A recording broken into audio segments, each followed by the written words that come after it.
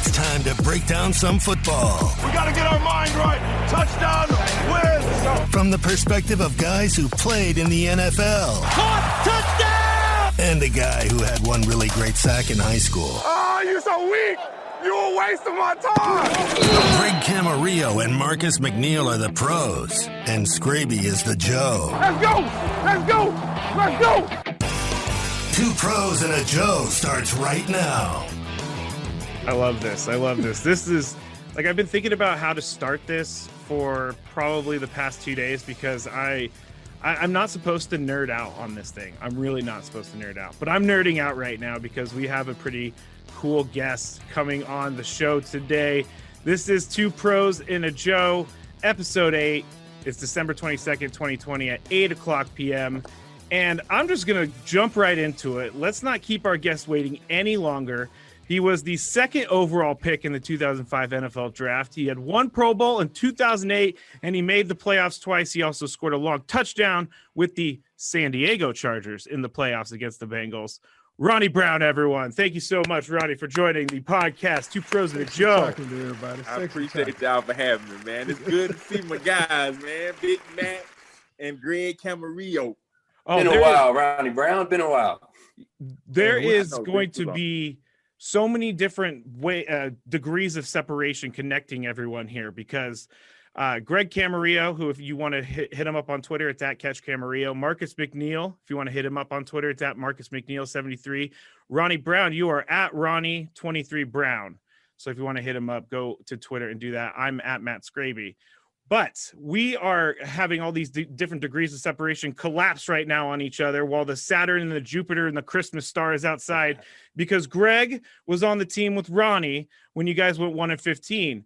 But Ronnie and Greg were also on the same team that went to Foxborough the next year in 2008 in week 3 and unleashed the Wildcat, one of the most iconic games in NFL history. Can you guys tell I'm a little excited? I know Greg and Marcus know me. I am pumped up. I see you turning red, Skrabe. Calm down. I'm turning red. I can't. I'm so pumped up right now. This is awesome. So I'm looking forward to this. Marcus, now you guys know each other because you both went to Auburn, correct? Absolutely, man. Like Ronnie was the big bro from the day I stepped on campus, man. You know what I'm saying? We actually lived in the same complex and everything when we were coming up through college. So we got to spend a lot of time together, you know what I mean? And he's just an all-around great guy. So I'm glad to have him on the show too, man. Appreciate you for doing this, bro. Man, for sure, man. Anytime you hit me up, bro, you already know it's love. And, you know, me and Greg was cool. So, you know, I think our wives got to know each other. So, you know, it's always good to catch up with good people, man. So I appreciate y'all for letting me share y'all platform for a minute. Of course. Thank you again for coming on. But did you and Greg, when you guys were playing in Miami together, ever discuss case studies? Because that is a theme on this podcast. Greg always has a case study to reference. So I'm just wondering if he bored you with that back when he was a Miami Dolphin. Now, you know, Greg was always smarter than everybody. So I wouldn't, when we was in Miami, you know, he was a few steps ahead of me at the time. So, you know, my mind was on something else. So you Ronnie, know, they like to make fun of me because I like hardcore evidence. So when we talk, I'm gonna pull out a case study at least once in this podcast. But I like evidence, man. I like things to be proven. He does. Ain't nothing wrong with that, man. Man, Stanford versus Auburn, man, that's like a little bit of different education going on right there. Just a little bit, you know what I'm saying? You feel me? Yeah, a little bit of football difference too. Just a little bit.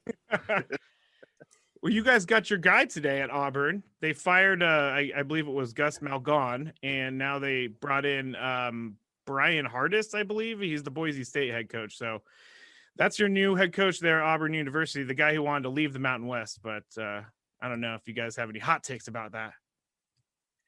You know, as an Auburn guy, man, my thing is, you know, I welcome him. I hope he accepts the challenge. Obviously, he took the job, so he has accepted the challenge. But you know, I think this is a little bit different than the Mountain West. And so, you know, coming to the SEC, there's a lot of different things that you have to deal with. Obviously, the one that sticks out is the thorn that's in everyone's side called Nick Saban. having to recruit against him and, Alabama and what they've been able to do the last few years. Also, with Kirby Smart over there at Georgia, I don't think that's a easy task as well. And then just recruiting in the SEC in general, you're going up against teams like LSU, the Floridas, the Georgias, the Alabamas, the Tennessees. And so, coming in, I think he has to be aware of that. But then the culture of Auburn, it's just a little different. But, I think just coming in, I think he did his research. I would assume that, he's kind of checked all the boxes to make sure that, this was a fit for him. And, I think now it's just to see how it goes. This is your guy. You feel like you got your guy. He wants to be here. We hope that's the case. And, now you just take it from there. And I wish him all the best. Hope he makes my school look a lot better. But there are some hurdles that, he has the jump, to become successful in this league. Man, I really just hope he gets in there and doesn't try and play politics. You know what I'm saying? I want to see the best players play. And I think that's the thing that if I have one thing I like about Nick Saban, I like the fact that he's going to put the best players on the field, so I'll be excited to see like how he kind of comes in for over the next couple of years and try and draws that talent into the school based off of, guys getting a chance to actually touch the field. Yeah, I agree. Because my rule in sports, man, the rule is if you're good enough, you're old enough. And so, that's the way it be. Yeah. I was never in that group of if you're good enough, you're old enough. I'm still not good enough, but I'm just gaining on my age. But you're too old, man. You're too old. I'm 35 already. I'm already over the hill. And we're going to kind of talk about the life after professional football later on in the podcast. We were talking about it before, and it was really interesting. So wanted to get all your takes on that. But let's go back to your college career, Ronnie, and then going into the 2005 NFL draft, because you were there with Cadillac Williams in that Auburn backfield. So you guys had 2, or I believe 3 top 10 picks in that 2005 NFL draft. That's incredible. Like that doesn't happen. Schools just don't have those guys growing on trees. Yeah, man. It was an experience, and it was, I was fortunate to be around a lot of talented guys, obviously Big Mac, one of those guys, that made my job a lot easier. And then, my college roommate was Jason Campbell, who also went 25th in that draft. And so to have our whole backfield drafted in the first round, I think that said a lot about our team. But, I think the individual awards was, I think I was a recipient of that because the talent around me. And so it made it easier for me to go out and do my job on Saturdays. And, we had Carlos Rogers, who also was a Thorpe winner that year, who, was that other top 10 pick, went number 9. And then to have my backfield mate Cadillac go 5th, myself go 2nd, I think we made each other better. And so just having a healthy, positive competition with respect for both for one another, I think it made it went real well. But, man, I think when I started playing football, it was for the love of the game. And, luckily, outside of the game, we all enjoyed each other's company and we hung out, we did things together, outside of football. And that's what made that team in 2004 so strong, whether it was Mac, his sister coming down cooking and, get a plate. But, that was just the vibe. And we was just, hanging out. So it made the bond stronger. So when we got on the field, we felt like we could accomplish anything. And, we were able to have a successful season, which led to, a lot of guys being drafted, between, 2000, 3, 4, 5, 6, 7, we had a lot of talented guys around us. That is definitely true. Ronnie B, so when somebody gets drafted number 2, they're normally known for being drafted number 2, or they're known for the NFL career they had. What you are known best for is the Mr. Wildcat, being the man behind the Wildcat. How often does that come up? When people say, hey, and you meet them, I'm Ronnie Brown, how often do they go straight to the Wildcat? It's a pretty, I think it's Ronnie Brown, the Wildcat. It's just, and it's funny because, as much as I enjoyed it, for me, it was selfishly, I got to be on the field with, 3 or 4 other guys out of the running back room. And so inside the running back room, it was a joke that, hey man, we're taking over, because the running back doesn't really get a lot of love these days. And so for us to be able to be on the field at the same time, we took pride in that. I actually have a poster of, our backfield from that year with our coach, who was James Saxon, and just, really the bond and the relationship that we had. Patrick Cobbs, who's, high school coach, a college coach now at North Texas. I had Ricky, everybody knew, Lusaka Polite, Lex Hilliard. So we had a lot of guys, but we took pride in, our room and, everybody being able to participate. And so, that was a big part of it. But, anytime that I meet someone, they talk about Dolphins, they talk about NFL career, it's always Wildcat, which is funny because I never played quarterback ever until I got to the NFL. So that is crazy. It's so funny, and I'm a lefty, and I was a baseball player growing up, but you talk about the Wildcat, it was a different experience. I appreciated every bit of it except for when we ran into that buzzsaw in the first round of the playoffs in Baltimore. They had something and man, it was a good experience, man. I'm thankful for every part of it. Good, you guys notice how Ronnie said it. They took pride in the fact they were taking over. My receiver room, we were all on the sideline watching the running backs. Hey, Greg, it was a lot of fun to watch. I can't lie. I mean, it's incredible what you guys started in that one game, because Greg, you actually, don't sell yourself short. You had 4 catches for 60 yards in the game. I'm just glad that you all embraced this game, because I spent 3 hours watching it again, and I did all this other stuff today. I didn't have work, so that's what I was doing all day. But I just think it's pretty incredible coming into that game. You guys were coming off that 1-15 season. The Patriots are on fire. They had won 21 regular season games going into that game. So you head up to Foxborough with this rabbit in the hat. Was it like knowing what you're going to give someone as like a present before you get there? You just surprise them with something because you knew what you were going to unleash. You ended up winning that game, I believe 38-13. So you dominated the Patriots. Man, you don't know the surprise? The surprise was, it was a surprise to me as well. We had. I'm glad you said that, Ronnie, because I was surprised as hell. I'm glad you said that. Wow, this is man. We had it in the game plan for a few weeks, but when we put it in practice, obviously the goal was to put it in in some of the toughest situations to see how we respond. Didn't work so well at practice, so a lot of the defensive guys were bashing us. What's this high school offense? What are y'all trying to do? And then when they called it in New England, the first thing in my head was, man, don't fumble the ball, because as soon as we fumble, they're going to throw this thing out. Everybody's going to, make fun of us and be like, I told you so, from the defensive side. So, I was nervous. And then when they called it, I was really surprised. I'm like, oh man, just don't mess this up. And so when it worked, I think also the good part about the Wildcat was the success that we had early on with it against New England, who's probably known as one of the most prepared teams in the NFL, but are well known for the adjustments they make at halftime as well. And for us to have the success, that was good. But the bad part about it was the success we had. We set the bar too high, and so everyone expected, a big play every time we got in it, which that got harder and harder each week. Yeah. I love the honesty, Ronnie, because NFL players a lot of times come across as cocky, where it's like, oh man, we're going to run this, we're going to score a touchdown. I love that you mentioned that you were nervous, and rightfully so, because you didn't want to mess it up. And I often had that same mentality, but on the sideline, we were watching you guys as though this is either going to be on ESPN as a joke or on ESPN as a highlight. And I'm certainly glad you ended up as a highlight. Man, me too, man. Hey, bro, like I got to be honest. One of the best moments. First of all, let me get this out there. Ronnie Brown, best back, all versatile back that I played with in my entire career. I mean, no diss to LT, Sproles, you know what I'm saying?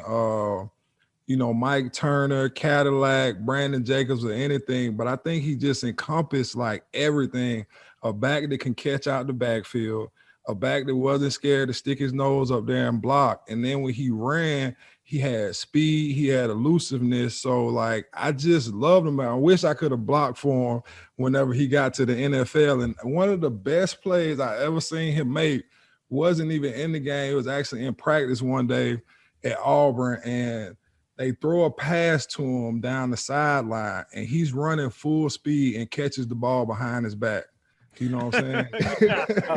Just in the bread basket. It catches the ball behind his back, and I'm like, what type of hands does this boy got? You tried to catch that was that baseball in him or Yeah. something, man. You know what I'm saying? Like, so I knew he was gonna be dynamic in the league, bro. I just wish I had a chance to block for you again, man. Boy, I wish you did too. But I think just what you say. I mean, that's a hell of a compliment. When you name the guy that you just named that you blocked for. But I think the honest part of it is, man, I always felt like I had a chip on my shoulder. For a guy who was never really the starter in college. Even in high school, I was a lot of guys that were a lot better than me, I felt. And so I always tried to get in where I fit in. And so I knew if I was going to be successful in anything, I had to work harder than everybody. And so that was just how I felt about everything. And that was at each level I got to, whether it was high school, college, pros, I always felt like I needed to do a little bit more and be able to do everything, which was going to give me opportunity to play. And, luckily it worked out that way. But, I had a lot of guys that, that pushed me. When you name those guys, obviously LT was a guy that I really paid a lot of attention to. Cadillac sharing the backfield with, I had to earn my keep. Brandon Jacobs, same thing. A guy 6'4" come in, he's 260 pounds, coming into Auburn. I'm like, man, I gotta bring my lunch pail this week because I know, what I'm gonna get from this guy. And then sharing the backfield with Ricky Williams and the guys. So I felt like I had to be able to do everything. So that was, a hats off to all those guys because they played a huge part in me being successful. It's funny because you said that in high school you felt like you were a little bit overlooked, and I too felt like I was overlooked in high school. I only had one sack, and they put me in the game. I had like 2 plays in my career, and I had a sack, and I was like, "See, guys, you should have been playing me all year long." That's great. That's sack. What I feel. See, Scrape, we on this. I'm with you, brother. Yeah, like, thank you. Clemson wanted to recruit me as a linebacker. Me too. Me too. Like, I'm like, man, like I want to touch the rock. So I feel your pain, brother. I feel you. Yeah, I'm so happy. That makes me feel better about myself, and I'm really just excited that we're here right now talking about the Dolphins, your guys' Dolphins. Now, they beat the Patriots. Let's fast forward. I jumped a little bit. Let's go to this NFL right now in the 2020 season. Now, it's just a coincidence that you guys are here right now after the Dolphins eliminated the Patriots from playoff contention. The last time the Patriots were eliminated from playoff contention was in 2008, which is the year that you guys unveiled the Wildcat and dethrone the Patriots. So it's just all, like I said, it's all tying together. All these different tentacles are tying together. What really is your standout memory from that run, that season, other than the Wildcat? Because we know that's pretty much the most important thing ever. Man, I think for me is just that season was fun. Like we were having a good time. And I think that's what it equates to on every successful team I've been on. Like the guys have enjoyed each other. We really hung out, and even after the practice, guys weren't so quick to get out the locker room. Like we stayed, hung around, played cards, joked and laughed. Guys hung out outside of, the practice facility. And so I think that made a big difference. And so in 2008, obviously, what we experienced in 2007, going 1-15, that wasn't fun. And so it's easy to go into an off season where you feel like you need to work hard when you're coming off a 1-15 season. For me in 2007, I only played in 7 games. And so, part of that was I tore my ACL, and in the back of my mind, I was thinking, at the time I tore my ACL, I was leading the league in rushing, all-purpose yards, touchdowns, and all of that. And then I go down to New England. Like they get an interception. I'm going to make a tackle, and then I tear my ACL. And so, all of that stuff was in the back of my mind. And so the next season, going 1-15, where Greg saved the day with the touchdown, and got that offer off of us. It felt good, man. But I think going into that 2008 season, we didn't have anything to be, over our heads about. It's like, hey, man, we were 1-15 last year, and we all got to get better. And so, I think that was the reality of it. And so we really put in a lot of work in the off season, but we had fun. Like it brought us back to reality of why we started playing this game, and we enjoyed it. And, we turned it around. We moved the hyphen over a little bit, and it was, from 1-15 to 11-5. So, I think that I think that was a big part of it. Like, everybody was willing to put in the work. We didn't have any egos, and everybody enjoyed it. Two things to know. One is that's the biggest turnaround in NFL history. Something I take a lot of pride in, and I'm sure Ronnie does too, moving that hyphen over. Mm-hmm. And then the other one, Ronnie, I didn't know this about you, but I tore my ACL on an interception against the Patriots, trying to make an interception, which makes me hate the Patriots even more. Yeah, that's what I got that deep down. And it was an interception where they didn't even have to bring the ball. They was wearing us out. It was an interception in the end zone. And I'm just thinking the guy's going to take a knee. He comes out, and lo and behold, I tear my ACL. So, yeah, I had a vendetta against them. Yeah, good for you. Well, you didn't miss much the rest of that year, as you know. Hey, man, I missed the celebration. I'm sitting home. I'm thinking about it right now. I'm watching the TV. I had rehab that morning. And when you scored, the celebration, and I was looking at all the people making comments like, oh, you would have thought they won a Super Bowl, but they don't understand what it felt like to get that offer. Because I'm like, man, I'm not even in the game, but just to say that we didn't go 0-16, man, that felt good. It felt good. And that's why I was cheering for the Jets last week, man. I needed to get them out of the goose egg territory. Yeah, man, that goose egg no fun. Yeah, that's it's got to be something that weighs on all the players out there. And when you guys see someone like the Jets win, and you've been through it, it's got to just bring all those great memories back when you guys did win your first game. And I was just happy to see the Rams lose. That was really funny because I'm a 49ers fan, and the Rams are embarrassing, and it's really good for me. So, yeah. I was happy for the Jets. It's a lot of hard work, man, that goes into it, and to not get that reward of a win, it's tough because the sacrifices that guys make to go to that locker room every week. You're not feeling your best. You got bumps, you got bruises, and to keep sacrifice on a weekly basis to come up a little short, it feels good. So I was excited for those guys, even though, I'm not a Jets fan, but, I feel their pain. Hey, those bumps and bruises feel a lot worse when you lose, and I swear to God they do. I'm sure that they do. And let's talk about this real quick, the Jets and the Jaguars and how they're battling for the number 1 pick in next year's draft. Well, Jets fans are really pissed that the Jets won, which I can understand. But if I'm Sam Darnold, I'm not going down with that on my resume as the starting quarterback of the team. I'm not going to be able – I do not want to list 0-16 next to my name. So it's kind of like the team's stuck in between a rock and a hard place. The fans are, the players aren't really, they're just trying to win. But there is some sort of thought about tanking, right? These two teams are really trying to get the number 1 pick, Trevor Lawrence. That is a franchise saving pick. And so I don't really know what goes into the mindset there in the locker rooms right now. It has to be one person trying to sabotage that, and that has to be Sam Darnold, right? And he's not going to. He's not going to. Like, I don't want to see us go 0-16. I don't want to have to compete against one of the greatest college quarterbacks that's going on right now, who will probably come in and we play the best player. I'm just going to tell you the way he looks. I like Trevor Lawrence to come in and be able to play. He has a great arm. He has wiggle. He's athletic. You know what I'm saying? He has that swagger about himself. And I think he'll be good for the team. He'll look good up there in New York too, So, I think so too. He's the one. And I'm representing, if I'm Sam Darnold, I'm fighting like hell. Because, like you say, Mac, I don't want him. I don't want him. I want to make us get to the second round, have to draft the guy in the second, third round. I can compete with him, but I'm rooting for Trevor. If for those that don't know, he's the hometown guy. He's from Cartersville. I was just Googling that. Right? I was bringing that up.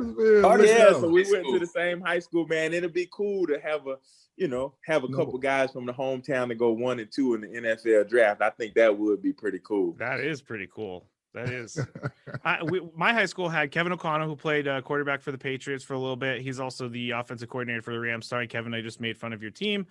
And we also had, who else did we have? Kenny Stills went to our high school too. So those are really the only 2 guys that have come out of our high school. And you. And me, of course, but I mean, there's no names in the record book for me in the NFL. There's just no one came calling. I don't know what happened. What's wild about this is Cartersville, according to Wikipedia, has about 20,000 people. And they got Ronnie Brown and Trevor Lawrence, man. That percentage of success right there is exceptional. Man, we had a few cats. Yeah, man. We had Andre Fluellen, who played in the NFL. We had I had an older cousin, Keith Henderson, that played in the NFL. We had a few baseball guys that were drafted, playing in Major League. So that little talent, I think we got a little talent up there, man. Yeah, we're a hidden gem, I think, in Cartersville. Something in that water, man. There is something in that man. water. It ain't too much to do, man. You gotta get good at something. You get enough free time. Hey, it's them Georgia boys, man. DSGB, baby. You know what I'm saying? Man. We got that hit stick down now. What you talking about? Man, I had that argument, Big Mac, with somebody, and I was just talking about Georgia overall. Like I think from a talent base, I think we can go up against any state. When you talk about across the board, whether it's football, basketball, baseball, I think we got some of the best talent, just when you talk about looking across the board, at different positions too. I think guys from Georgia, we play all positions. Yeah. We do everything. I did have that argument. Yeah, man. Hey, I go to bat with you anytime on that one, because I've been screaming it for a while. I come out west and I gotta tell them, like, I'm sorry, y'all ain't playing no real football out here. You know what I'm saying? Like, you got to come down south if you want to see them boys. You know what I'm saying? Like, when you see guys, 260, 70 pounds, 300 pounds running sub 540s, like, man, you already know. Like, you got to bring your A game. You know what I'm saying? And we just breed athletes, man. So we're going to keep on doing it. There's something in the water down there. Ronnie B, I told you I would get you some data and some case studies. Oh, here we go. My God. Georgia is ranked 4th on the NFL players per capita. Whoa. See? That ain't bad. And look how everybody talk about Texas, California, Florida. Man, look how small in comparison to population, Georgia. Like, we probably on the list for each of the major 3 sports too. Yep. Yeah, no, that's good, man. The big states aren't even on there. DC, Louisiana, Alabama, then Georgia. Wow. Hey, man, come on now. Come on. It's something down now. Yeah. It's something down now. I'll leave you alone with my nerd data from now on. But no, we love the nerd data. So Ronnie B, as the career is winding down, you have successfully made a transition from being an NFL player to now being a financial advisor. Take me through that transition. What was it like ending your career, and at what point did you know what you wanted to do next? Man, I think, Greg, everything happens for a reason. And so, while I tell people, when I tell a story now is, one of the best things, the greatest days of my life was the NFL draft. I never thought about being in New York for the draft. Lo and behold, being a first-round pick, being drafted second. But at the same time, one of the scariest days of my life was that day when I was drafted to Miami. I'm a small town kid. Like you said, my hometown, 20,000 people, and then being drafted to Miami. And so my life literally changed. I left Auburn. I had $167 in my Regions checking account. And so, isn't that a daily deposit in Auburn? Isn't that what they give you every day? Yeah. Hey, man, I wish. But yeah, man. And so thinking about that, life changed quickly. And so I just knew, God gave me the intuition to know that, there are just so many things that I don't know, and there's so much that I don't understand. And so just in understanding that part of it, I knew there was a lot that I needed to learn. I had to learn a lot of mistakes that were going to be made, just in terms of trying to navigate those waters. And so as I did that, the financial part of it was always the biggest thing in the forefront of my mind, that people always talked about, oh, you got money, or, you got money, or every conversation kind of tend to, oh, well, money, or can I have some money, or can I borrow some money, or you want to invest some money, or you want to invest in a business.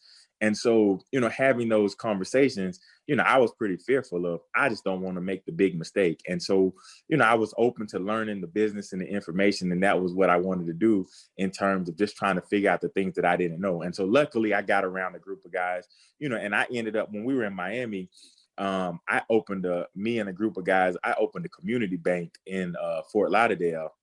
And so that was really the catalyst for me. Like, I want the information. I want to be around guys, and nothing's changed. I want to be around people that are smarter than me, so I can always learn something and soak it up. And so sitting in those rooms, I just realized that there was so much that I didn't know. And so as I started to learn and as we navigated and we became the old guys in the locker room, I also saw that there were a lot of young guys coming in who didn't really understand the same thing. They didn't have that guidance. They didn't have the direction, from a financial perspective in terms of how to do this. There's no how-to book to, to tell you how to make this transition. And so, people assume that at 22, at 23 years old, because you have money, you have the intellect, you have the understanding of what it means to be responsible with it. But I'm like, at the end of the day, you still 22, 23 years old with a lot of money when you never really had a lot of money before. And so just in realizing that, man, as my career started to wind down, I knew it was about to be over. And so I thought I wanted to do something sports related, broadcasting. And just in doing that, man, I was actually going to do an interview with the SEC Network. And just driving up, I realized, like, man, this isn't what I'm supposed to be doing. It's just kind of selfish that, I want to stay close to something I know the most. But, I was like, well, what challenged me the most? And what do most guys deal with? And I thought about, how I navigated through my career and, what I wish I had done better in some instances and how I could share that information with a lot of other people in general. I started with athletes, but, as I've navigated through it, I also realized that there are just so many people, athletes, non-athletes, who don't really have a true understanding of what it means to accumulate, generate wealth, and, wanting to be able to share my stories as well as the information that I've learned. Bro, what's one thing you would say if you had one nugget that you can give out that you could give to somebody that's younger, you know what I'm saying? Maybe that might be a professional athlete, but that will also go into like just regular, day-to-day people, who have, what I'm saying, something. What can you give them that might put them in the right direction? Man, I think it's simple. Like the most important part about life is relationship. And so you have to have relationships, but the same thing, pertains to money. You got a relationship with money. And so, what does that relationship look like? Are you disciplined enough to control that relationship and understand that relationship? Or does that thing, money, control you and who you are and your decision making and become who you are? And so you have to understand that relationship. And once you understand relationships, how they work and how your understanding is with that relationship, then you can make fair and trusted decisions, that are in your best interest. And you take your time to sit back and understand, like, okay, I understand this relationship, can award me certain benefits, but I also understand that this relationship can also hinder a lot of things. The same hammer that can help build something can also tear some stuff up. And so you got to understand that. I like that. I'm writing a check to deposit to the Ronnie Brown Community Bank now, man. Yes, please. I feel secure with that advice. Hey, man, I'm trying to tell you. That's where I get all my nuggets from, man. I can sit around and talk to him for hours just about, what needs to be done and like, the things that we've been through in the past, the ups, the downs. And I think a lot of professional athletes and a lot of people in general just go through that, you know what I'm saying? So it's like, you have to have that financial literacy. We don't really have it in the schools right now. Like, I feel like it should be. And I think it's that important that, it's something that we learn from a real young age, because if you don't know what to do with it, you end up blowing it. You know what I'm saying? Like, I can tell you right now, I can tell you right now that if I was given millions of dollars when I was a younger person, it would not have been good. I would have blown the money. I just know that because I did. Every cent that I got out of my Bank of America paycheck went towards partying and all the other stuff that went along with partying. So left college with $163 in your bank account. I left college with like at least $432,000 in debt. That's not that much, but it is really crazy to me that there's no real support for the young athletes coming into the NFL, the NBA, Major League Baseball. Because I grew up in a home where, I had both my parents and they always gave me everything I wanted. So there are some people who were less fortunate when they were growing up and they didn't have the stuff that I had and other people had. And so now all of a sudden they have this money and it's just like, go go out in the world with this money. And like you said, people are going to ask you for it. People are going to ask you to invest in their businesses, and people are just going to kind of take advantage of you. I could just see that being very problematic.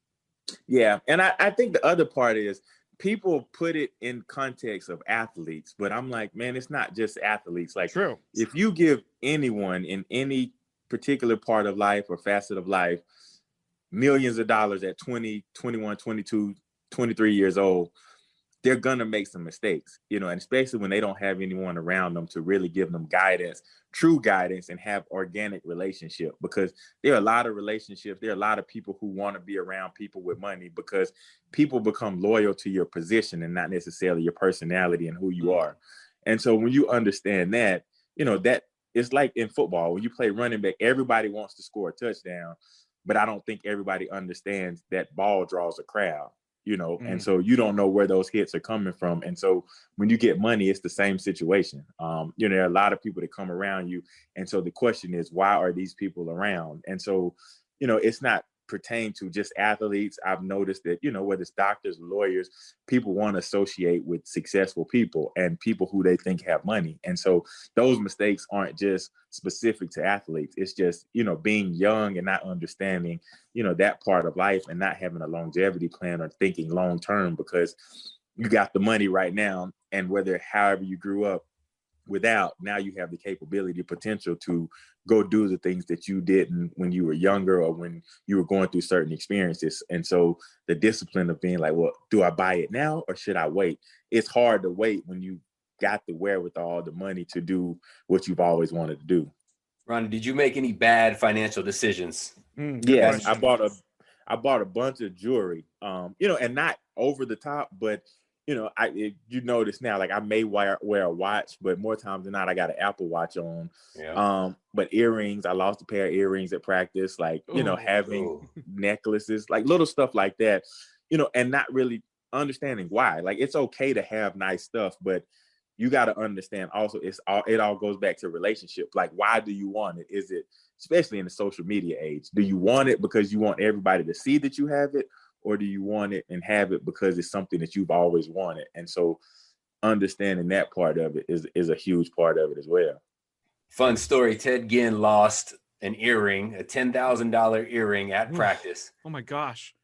And so because of the financial reward for finding it, we all just lined up a couple yards from each other and walked the field trying to find this. Did anybody find it? No, we didn't find it. He lost 10 grand. Wow. Julio Jones lost like 60 grand off of his ear. He had earrings that fell off when he was on a jet ski. So yeah. Here in Georgia. I think it was Lake Oconee up here. Yeah, it's pretty brutal.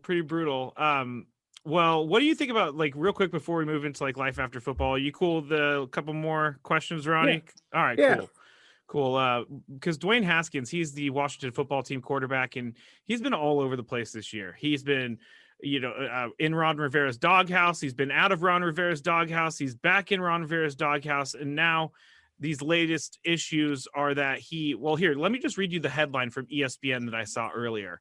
Haskins, sorry for maskless photos with strippers. Like, that is a headline that I never want my name to ever be on ESPN ever.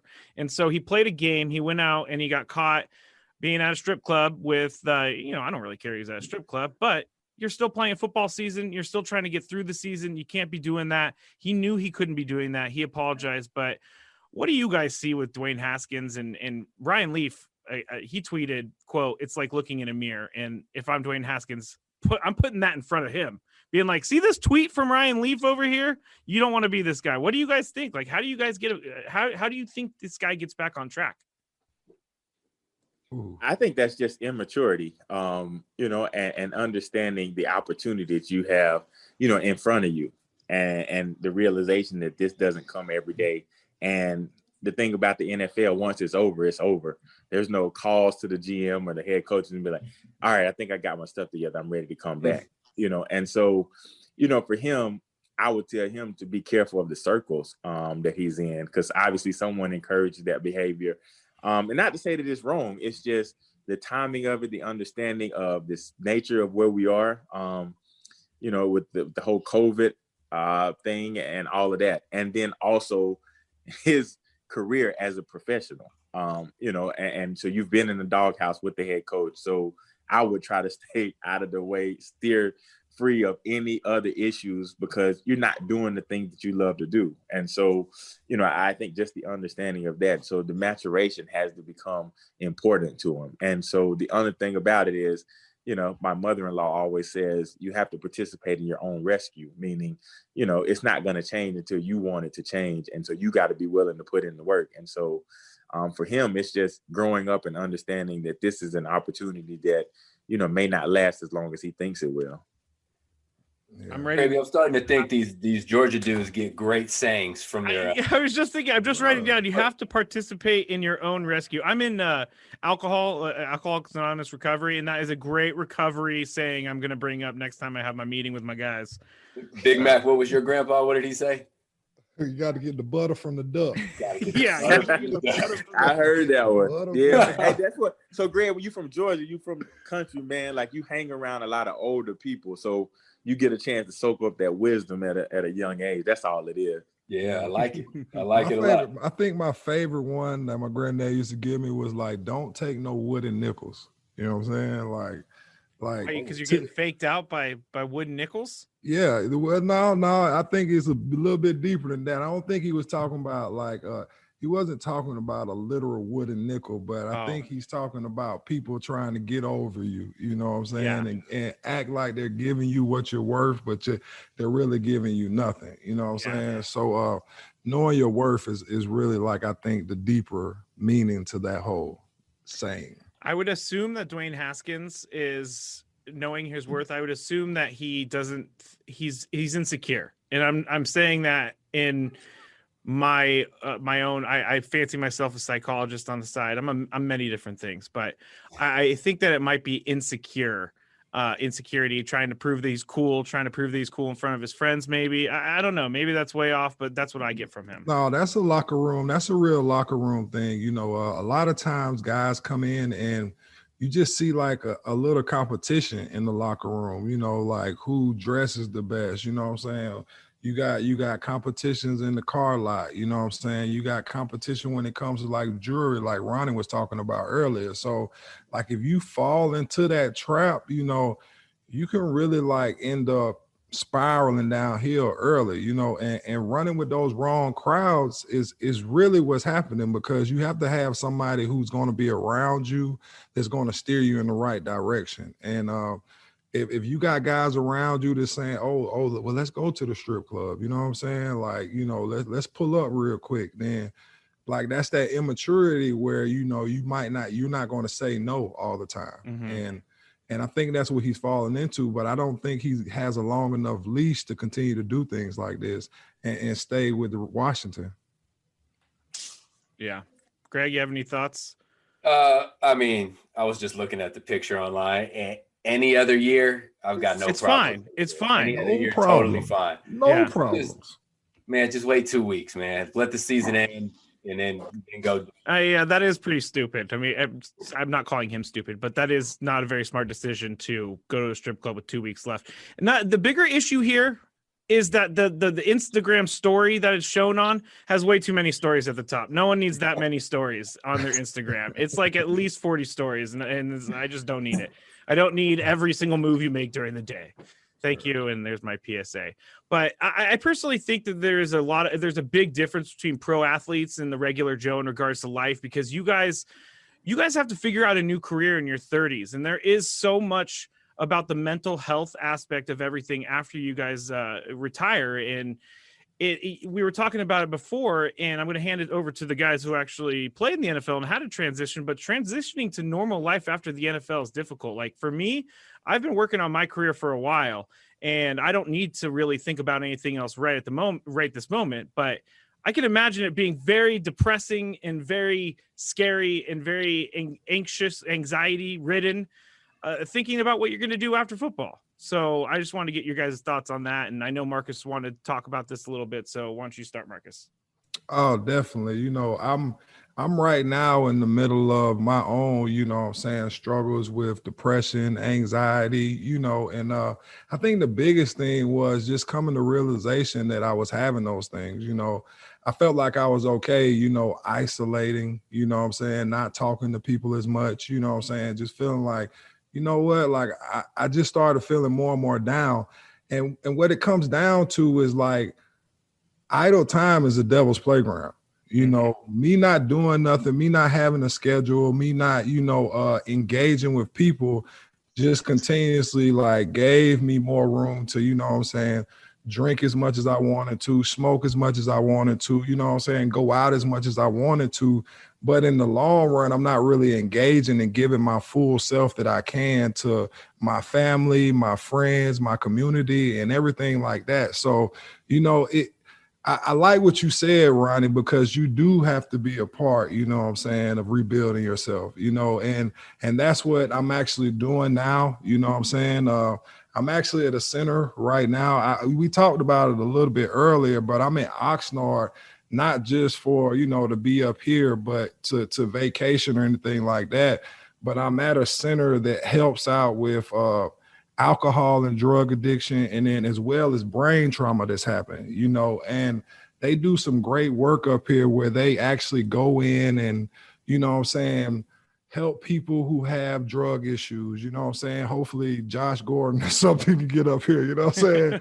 They help people with alcohol issues, you know. He's active this week, by the way, but back to your story. Yeah. But I'm just messing with it. He's the guy that I know who parties is hard, you know what I'm saying? But, you know, just actually like being able to come up here and figure out what's going on with my head. You know, us as football players, we take a lot of hits, you know what I'm saying, like up against the head. And I just noticed in going back to school that I couldn't really focus as much as I used to. And I just couldn't understand that because I'm an engineering major, right? So it's like I'm sitting there reading things and I'm reading it 3, 4, 5 times and I'm not picking it up as fast as I could. So like my thing was I had to go get help. You know what I'm saying? I don't want to continue down a road where I don't know what to do. You know what I'm saying? I've had, unfortunately, to see 3 or 4 different, you know,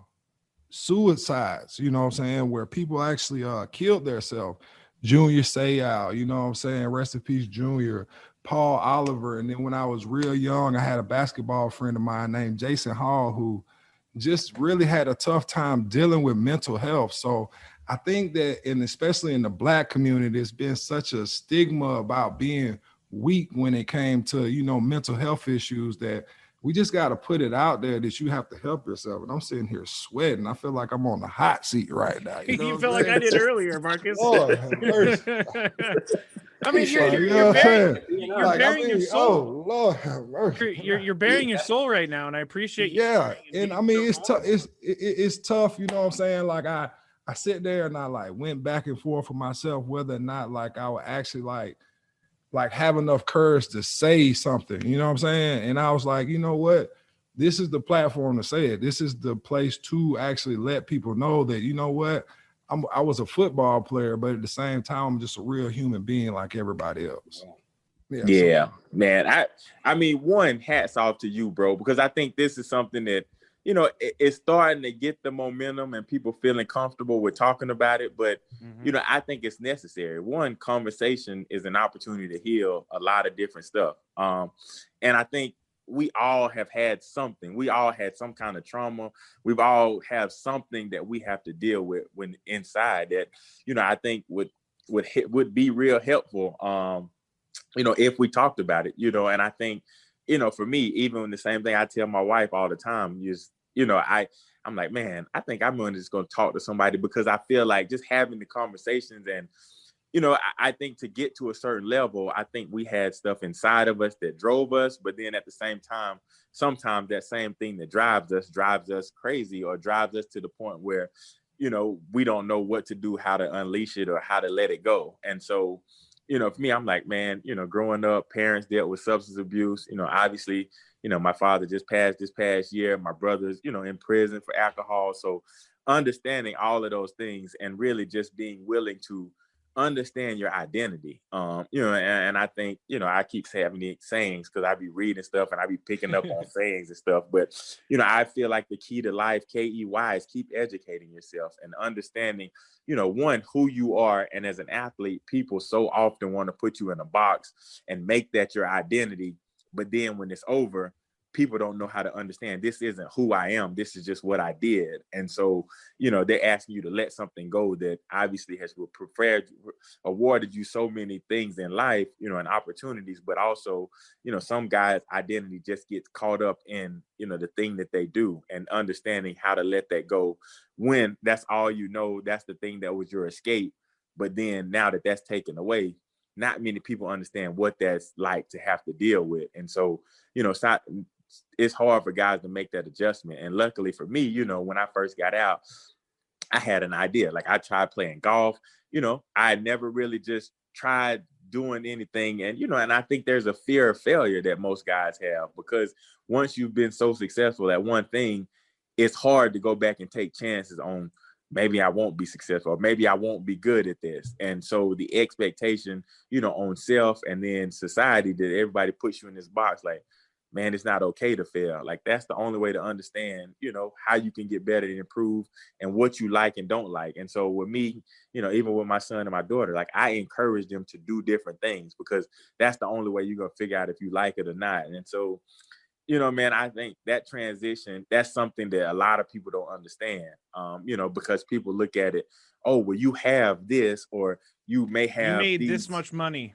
Right. And so you have this much money, or you have these material things. I'm like, man, that doesn't bring happiness. Like, it's not what, it's who, what I'm saying, and who you got around you, and understanding that, because you need those organic relationships, because we all need conversation, and we need to, sit down and talk to us, whether that's somebody telling us what we need to hear, or, being able to express what we're feeling. And so I think that's the real key to it. And the transition, it isn't hard. And unfortunately, so many of us get caught up saying we don't want to acknowledge that fact, and just kind of say, man, I don't really know how to do this. Can you help me? It's hard for so many people to say, can you help me? Yeah, that's kind of how, when I went to rehab, or decided to go to rehab, I had friends and family around me that forced me to take a look at my life and gave me some ultimatums. Do you want to continue having a relationship with us? If you do, then you're going to stop drinking and you're going to get help for yourself. And it took me a long time, but I finally figured it out. And it is about keep educating yourself. I like that key, because you do have to learn about yourself. It took me a really long time to be the weirdo that I am, and just be outgoing about it, and just be me. It took me so long, especially on the radio. I always thought I had to be this certain guy. And I just finally one day just got rid of it. And it was so much easier, because now I'm me and I'm feeling good. And life is so much better without the alcohol, and without the depression, and without my friends putting ultimatums on me and all that good stuff. So it's similar in a way, and it's very different in a way for athletes to deal with life after football. And I know, Greg, you were talking about before the show that there's an identity after career that you have to figure out. And that's kind of what you're doing in your career now. Yeah. And that's what I do with my student athletes, just like Ronnie does with his kids, is to try to, and I say my student athletes, I'm an academic counselor at the college level, is to try to get experiences beyond football. And like Ronnie said, show his kids as many things as possible, because that's what's going to build that identity. Ronnie, I want to take one trip back to something you said when you went to that SEC TV interview and you decided it wasn't for you. You said you or people have a tendency to stay close to what they know well. What made you abandon that? What made you abandon, and abandon may not be the right word, but turn away from what you knew well, and that was football? Man, Greg, it's funny you asked me. I don't really know. Obviously I'm a faithful person. I believe in faith. But there was just something that told me this isn't what you're supposed to be doing. And I don't know, what that voice was, but, I just really recognized and realized that I was doing something to stay in my comfort zone. And so, I'm like, man, I need to try to find my true self and my identity. And like we were just all talking about, I'm like, I want to do something business related. I want to do something to help people. And I just didn't feel like that was the avenue to do it. And so I believe in purpose. And so for me, I just embarked on a different journey, and I just feel like I just try to figure it out. But I knew that wasn't the thing. And then the last question for you, your own motto, keep educating yourself. What are you educating yourself on now? Everything, man. Life. Like I said, I never want to be in a room where I feel like I'm the smartest person in the room. And so I try to put myself around people who, I feel are smarter, who are more successful, because I believe that success leaves clues. And so, if I put myself around enough people, I will pick up those clues and to get better. So whether that's, finances, life, faith, family, how to do that better. I just feel like there's always room for improvement. So I'm just trying to be better today than I was yesterday. And that's the goal. And I tell my brother the same thing, Skraby. Like Skraby, he deals with substance abuse. He's locked up right now in Miami, had a few stints with rehab, but I just tell him one day at a time, man. Like that's the only way we can do it. And every successful journey started with a single step. And so as long as we're willing to keep taking that step, put your left in front of your right in front of the left, then you got an opportunity. I used to go drive home from work or wherever I was going, and I would make the same left turn into my liquor store. And it's really kind of embarrassing when you walk in, all the different shifts. They're like, "Hey, Skraby, you were here earlier. What happened to you?" So that was the hardest part for me, is like I would just randomly turn into the liquor store after I started drinking, and I would be like, "Oh my gosh, I can't be here. Get me the hell out of here right now, because I'm gonna go walk into this liquor store." But it's true. It is one day at a time. I always tell people that if you can't do one day at a time, go 1 hour at a time. If you can't do that, go take it all the way down to 1 second at a time. Literally stop what you're doing, stop your brain, and analyze what's going on. That's what I do whenever I get upset and all that stuff. So life. And Scrapes, I just have to mention that, the Wildcat is known for Ronnie and Ricky. But what I've learned tonight is the opportunity not to just watch the Wildcat, but I was around the two most thoughtful, thought-provoking, intelligent running backs in the world. Like when I went out to practice one day, I passed Ricky sitting in his locker, and he was reading like the meaning of astronomy, like right before practice. I mean, random things like that, like deep philosophical. And now we're getting these nuggets from Ronnie, man. This full circle happen in the NFL. You don't get two backs that have that intellect in the same it's room. Funny, man. Like that's how Ricky and I connected. Obviously I understood, being able to spend as much time as I did with him. I'm like, man, this is an intelligent guy, well-read, and willing to be open-minded, to listen to everybody's perspective, but forms his own opinion. And so, when I tell people now that, well, what was Ricky like?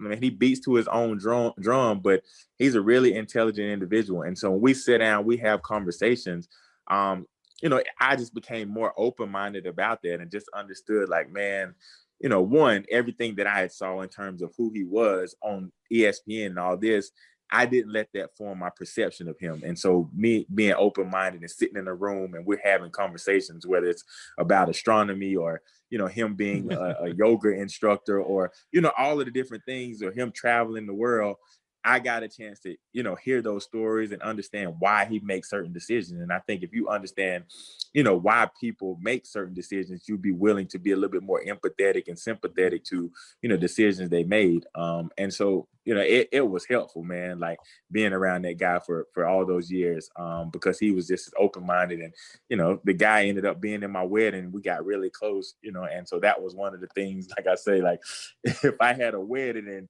we could put our backfield, my groomsmen, we could form a football team. I think we would have done fairly well because, I think just that group of guys I was fortunate to be around, man, and the people I met through context of sport, that's something that I'm forever grateful for.